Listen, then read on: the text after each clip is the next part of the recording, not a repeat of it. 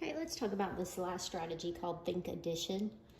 Sometimes you'll have a subtraction problem like this one, 15 minus 9, and it's a little more difficult for you to subtract. You can add easier. Well, this is a fact family, so all you're doing is figuring out what are the members of the family.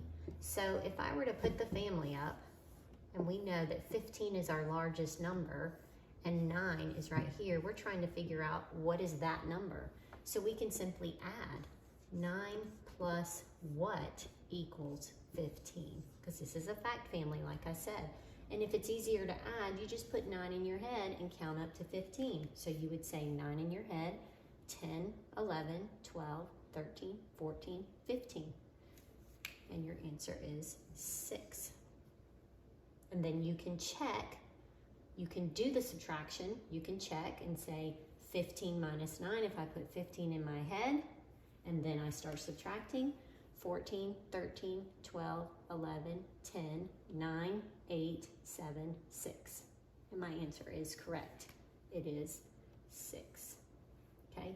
So think addition is just basically remembering that all of these numbers, addition and subtraction, they're a fact family. So you're just trying to find the missing number in the family. So you can add or subtract to figure out what the answer is.